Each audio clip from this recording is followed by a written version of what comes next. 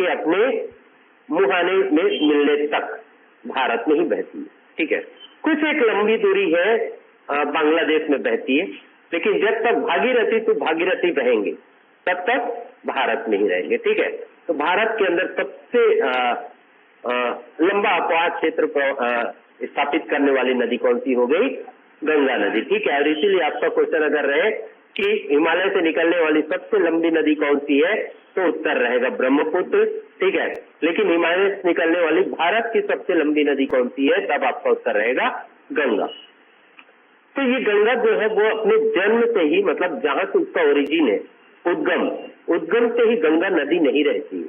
ठीक है, बल्कि अनेक स्थानों पर अनेक छोटी छोटी नदियों के संगम से एक बड़ी नदी बनती है, और उससे अंततः एक और बड़ी नदी आकर मिल जाए तब जाकर गंगा बनती है। देखते हैं इसे कैसे। ठीक है, गंगा नदी का उद्गम, बेसिकली गंगा नाम रखा गया कहां पर? जब दो नदियां आपस में मिलती हैं। एक का नाम है भागीरथी, क्या नाम है? और दूसरे का नाम है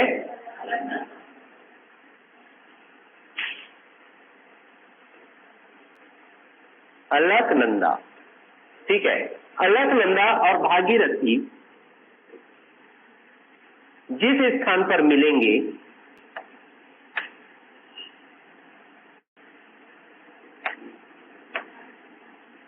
उस जगह का नाम रहेगा देव प्रयाग। वास्तव में भागीरथी ही गंगा है। ठीक है, कौन है? मतलब जब हम गंगा का उद्गम करते हैं तो गंगोत्री हिमनद पढ़ते हैं। कौन सा हिमनद? गंगोत्री हिमनद, मतलब ग्लेशियर का नाम है गंगोत्री। ठीक है, और पर्वत का नाम क्या रहेगा? गोमुख पर्वत। ठीक है, जिले का नाम है उत्तरकाशी और राज्य का नाम है उत्तराखंड। चारों ही इंपॉर्टेंट होते हैं। भागीरथी नदी कहां से निकलती है? गोमुख पर्वत। कौन सा हिमानी? हिमानी मतलब ग्लेशियर ना। कौन सा ग्लेशियर? गंगोत्री ग्लेशियर से निकलेगी। उत्तरकाशी जिला, राज्य है उत्तराखंड। यहां से कौन सी नदी निकल रही है? भागीरथी निकली। ठीक है, देवप्रयाग नामक स्थान पर किससे मिल जाएगी? अलकनंदा से मिल जाएगी। और जब ये दोनों नदियां आपस में मिलती हैं तभी इसका नाम क्या रख दिया जाता है? गंगा रख दिया जाता है। ठीक है, इसका मतलब इसके पहले दोनों नदियों का अस्तित्व अलग था, दोनों अलग अलग नाम से जाने जा रहे थे। भागीरथी यहां से जब निकलेगी तो इस रास्ते भर में उसको भीलांगना कहा जाएगा। क्या कहा जाएगा? भीलांगना।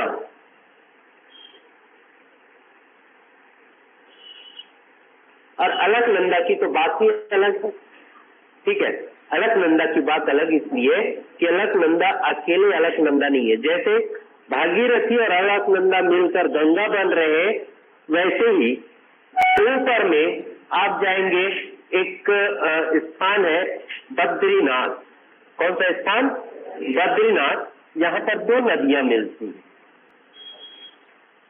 ठीक है,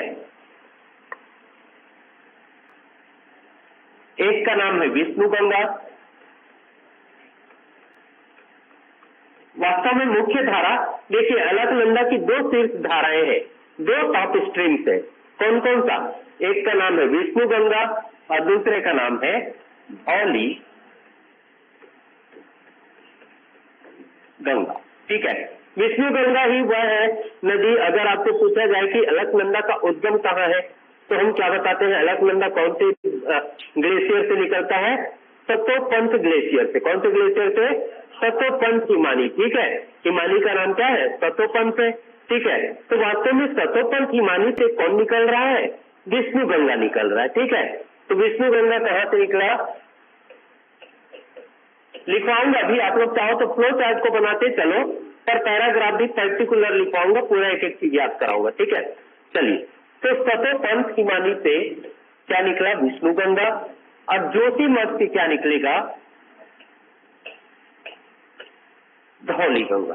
ठीक, ये दोनों के दोनों गंगा निकलेंगे और एक स्थान पर मिलते हैं। जहां पर ये मिलेंगे उस जगह का नाम रखा जाता है विष्णु प्रयाग। क्या कहा जाएगा?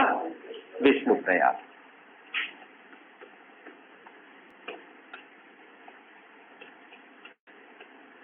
तो पहली मिलन हो गया विष्णु प्रयाग में। कौन कौन मिल गए? इधर से धौली गंगा, इधर से विष्णु गंगा, दोनों मिल गए। तो यहाँ पर ही विष्णु प्रयाग में ही इस नदी का नाम रख दिया जाता है अलकनंदा। ठीक है, अलकनंदा इसलिए कि इसका उद्गम मतलब तपोवन हिमालय जहाँ पर स्थित है उस गांव का नाम भी अलकपुरी है। क्या नाम है? सॉरी, अलकापुरी है। क्या नाम? अलकापुरी से विष्णु गंगा, जोशीमठ से धौली गंगा चमोली जिले में आकर मिलेंगे। कौन से जिले में? चमोली जिले में। मतलब ये बहेगा कहाँ कहाँ? नहीं, चमोली जिला मत लिखना, इसका जो अपवाद क्षेत्र है वो कहाँ कहाँ है? टिहरी में भी बहेगा, चमोली में भी बहेगा और पौड़ी गढ़वाल में भी बहेगा। तो तीन तीन स्थानों से बहते हुए आगे बढ़ेगा। बहरहाल इतना है कि हमको एक प्रयाग तो मिल गया। कौन सा प्रयाग मिल गया? विष्णु प्रयाग। अब विष्णु प्रयाग से अलकनंदा के रूप में आगे बढ़ेगा। किस रूप में आगे बढ़ेगा? अलकनंदा के रूप में। अलकनंदा में आगे जाएंगे तो उसके बाएं तरफ से, कौन से तरफ से? बायां, मतलब फ्रॉम लेफ्ट साइड। ठीक है, फ्रॉम लेफ्ट साइड एक और नदी आकर मिलती है, उस नदी का नाम है नंदाकिनी। क्या नाम है? मंदाकिनी नहीं, नंदाकिनी। नंदाकिनी। ठीक है, कहां से आकर मिल रहा है? ये निकलेगा चमोली जिले से। कौन से जिले से? चमोली। चमोली जिले से होकर निकलेगा कौन सा नदी? नंदाकिनी नदी निकलेगा। और चमोली जिले के अंदर ही एक स्थान में आकर मिल जाता है। किसके साथ? अलकनंदा के साथ। ठीक है, तो ऊपर में कौन कौन सी दो नदी मिली थी? विष्णु गंगा और धौली गंगा। गौर से देख रहे हो, मुझे पता है घर में आप लोग नहीं पढ़ते हो, तो इसलिए यहाँ पर ना एकदम गौर से देख लिए रहो। ठीक है, सब जाना चाहिए इधर। ठीक है, घर जाकर इमेज अलग 2 बार बना के प्रैक्टिस कर लोगे तो कभी नहीं भूलोगे। चलिए, तो अभी कौन ऊपर में विष्णु गंगा और धौली गंगा था, अभी कौन मिल गया? नंदाकिनी और अलकनंदा। ठीक है, अलकनंदा कांस्टेंट रहेगा यहाँ भी और इसके आगे भी अलकनंदा ही मुख्य धारा के रूप में बहेगी। सहायक नदियां आकर मिलते जाएंगी। ठीक है, तो नंदाकिनी जहां पर मिला इस जगह का नाम रखा जाएगा नंद प्रयाग। क्या नाम रखा गया?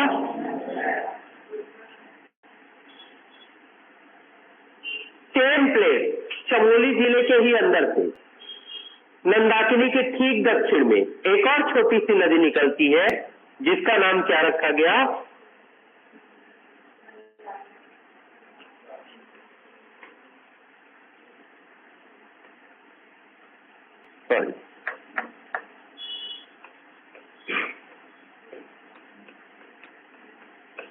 पिंडार गंगा या पिंडार नदी, दोनों नाम से जाना जाएगा। क्या नाम है?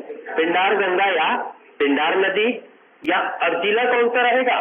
सेम जिला रहेगा ये भी ना, चमोली जिले में ही ये संगम भी बन रहा है, उनका उद्गम भी चमोली जिला।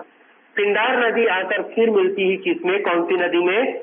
फिर से अलकनंदा में ही मिलेगी।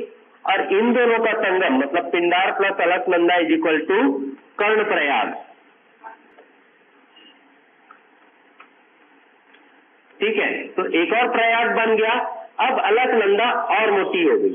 ठीक है, मतलब और अधिक नदी का जल उसके पास आ गया, उसका फ्लो भी अधिक हो गया, तो अब काफी बड़ी नदी हो चुकी। ठीक है, लेफ्ट साइड से कितनी नदियां आकर मिल गई? धौली गंगा मिल गई, नंदाकिनी मिल गई, पिंडार नदी मिल गई। ठीक है, अब राइट साइड चल रहे हैं। अच्छा, ये जो जगह है विष्णु गंगा जहां से निकल रही है वहां पर एक प्रसिद्ध तीर्थ स्थल है, उसको भी याद रखना है। जगह का नाम क्या है? बद्रीनाथ। क्या नाम है? बद्रीनाथ। तो बद्रीनाथ नामक स्थान मतलब बद्रीनाथ जो तीर्थ स्थल है विष्णु गंगा के ही तट पर अवस्थित है, ये भी पूछा जाता है। ठीक है, तो वहां पर उत्तराखंड में 2 प्रमुख तीर्थ स्थल है, एक भगवान विष्णु को समर्पित है और दूसरा भगवान शिव को समर्पित है। विष्णु वाले जो तीर्थ का नाम क्या है? बद्रीनाथ है, वहां से विष्णु गंगा निकलती है। वैसे ही शिव जी को समर्पित तीर्थ स्थल है, उसका नाम है केदारनाथ। ठीक है, केदारनाथ इसी में विष्णु गंगा के दक्षिण में एक स्थान पर स्थित है, केदार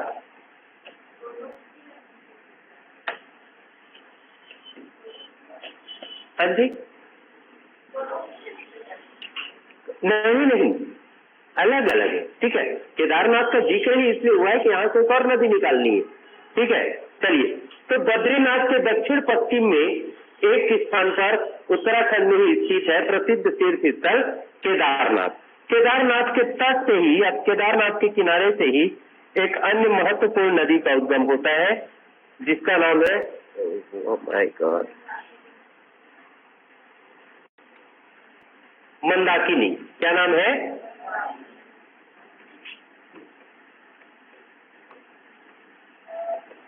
इस बार मंदाकिनी, ठीक है। मंदाकिनी बाएं तरफ से आएगा, मंदाकिनी बाएं तरफ से और मंदाकिनी दाएं तरफ से। और केदारनाथ किस नदी के तट पर अवस्थित है? मंदाकिनी नदी के तट पर अवस्थित है, ठीक है।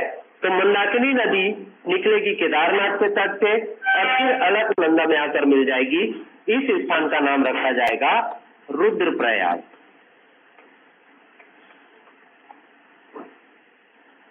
ठीक है। और उसके बाद अलकनंदा नदी इन चारों नदियों का जल लेकर आगे बढ़ेगी और फाइनली कहां पर मिल जाती है? देवप्रयाग में, किससे?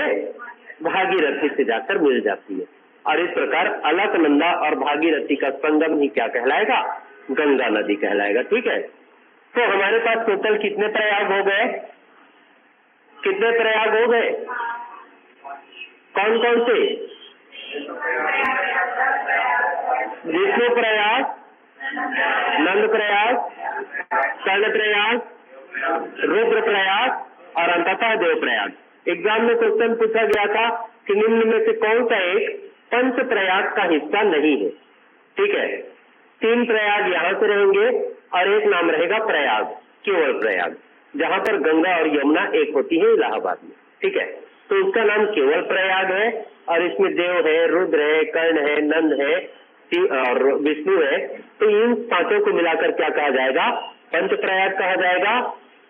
गंगा यमुना का संगम जहाँ पर होता है प्रयागराज में, अर्थात प्रयाग जिस जगह को कहा गया वो पंच प्रयाग का हिस्सा नहीं रहेगा। बात है? चलिए, नहीं ऐसा जरूरी नहीं है कि प्रयाग मतलब नदियों का संगम हो, मतलब 2 नदियों का मिलन हुआ उस जगह को प्रयाग कह दिया गया, प्रयाग तीर्थ हो जाता है ना। ठीक, चलिए, तो यहाँ पर इन सभी नदियों का जल मिलाकर फाइनली वो नदियां किस रूप में आ गई? गंगा के रूप में आ गई। और अभी भी गंगा नदी पहाड़ियों में ही कलकल करके बह रही है, ठीक है। मतलब पहाड़ियों में है, वेग अधिक है, उच्छृंखल है, ऊंचाई से बह रही है, ठीक है। अभी तक जन कल्याण के लिए जिस नाम से या जिस काम के लिए वो अवतरित हुई है वहां तक नहीं पहुंची है, ठीक है। मतलब भागीरथी के पूर्वजों का जो अस्थि पंजर है वो इन पर्वतों में नहीं रुका हुआ है, वो तो उत्तर के विशाल मैदान में अयोध्या सरयू के आसपास बिखरा पड़ा है ना। तो जब तक ये मैदानी भाग में नहीं आएगी तब तक उनके पूर्वजों को मोक्ष प्राप्ति नहीं होगी, ठीक है। तो बहरहाल ऐसा है कि अभी गंगा केवल उत्तराखंड में और पहाड़ियों और पर्वतों में बह रही है, ठीक है। गंगा नदी अपना रूप धारण करने के बाद अर्थात गंगा बनने के बाद कहाँ तक? हरिद्वार के पहले तक पहाड़ियों में बहती है। हरिद्वार के निकट ही वह पहाड़ों से उतर, हरिद्वार के निकट ऋषिकेश नामक स्थान में, कौन से स्थान में? ऋषिकेश नामक स्थान में ये पहाड़ों से निकलकर मैदानी भाग में प्रवेश करती है, ठीक है। ये भी एग्जाम में वेरी इंपॉर्टेंट है कि पहाड़ों से मैदान में कहां पर उतरती है? हरिद्वार में, कौन से पर्टिकुलर स्थान में? ऋषिकेश में, ठीक है।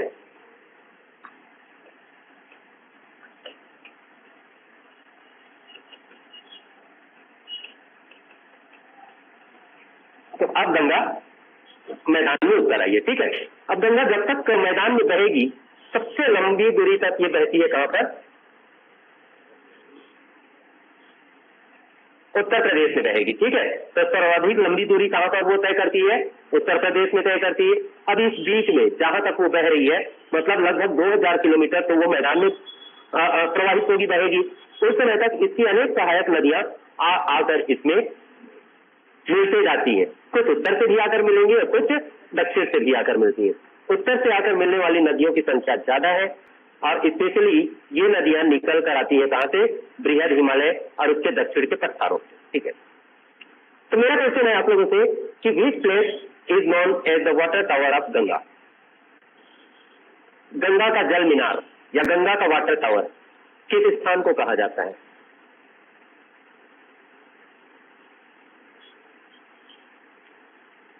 जल मीनार का मतलब समझते हैं? पानी टंकी।